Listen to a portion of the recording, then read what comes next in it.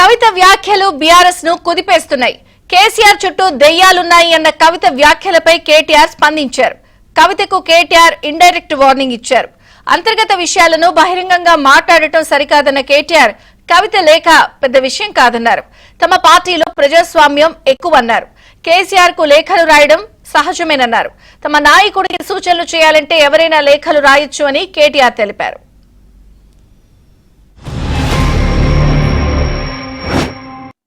2 వారాల క్రితం నేను గౌరవనీయులు పెద్దలు కేసీఆర్ గారికి ఒక లేఖ రాయడం జరిగింది.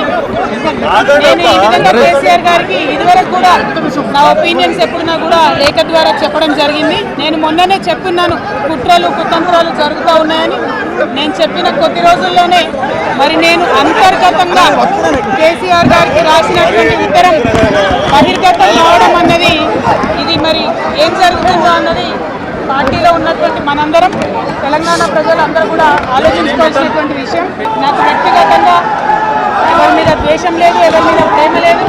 కానీ నేను రాసినటువంటి లేఖ చాలా అంతర్గతంగా పార్టీలో మా నాయకుడికి రాసినటువంటి అటువంటిది బహిర్గతమైందంటే మరి దాని వెనుక ఉన్నది ఎవరనేటువంటిది ఆలోచించుకోవాల్సినటువంటి సందర్భం.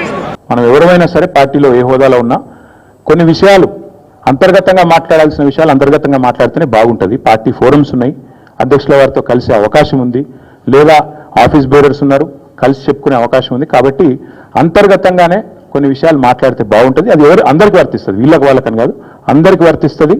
కేసీఆర్ గారు దేవుడు, కానీ కేసీఆర్ గారి చుట్టూ కొన్ని దయ్యాలు ఉన్నాయి. వాళ్ళ వల్ల చాలా నష్టం జరుగుతున్నది. పార్టీలో ఉండేటటువంటి నాకు, నేను కేసీఆర్ గారి కూతుర్ని, అంతరంగికంగా నేను రాసినటువంటి లేఖనే బయటికి వచ్చిందంటే మరి ఇతర సామాన్యుల సంగతి, ఇతరుల పరిస్థితి ఏంటి పార్టీలో అన్నది ఇవాళ చర్చ జరగాల్సినటువంటి అవసరం ఉన్నది. పార్టీలో ఉన్నటువంటి చిన్న చిన్న లోపాలను డిస్కస్ చేసుకొని సవరించుకొని కోట్లను పక్కకు జరుపుకుంటూ ముందుకు పోతే పార్టీ 10 కాలాల పాటు చల్లగుంటుంది అనేటటువంటి నా భావన.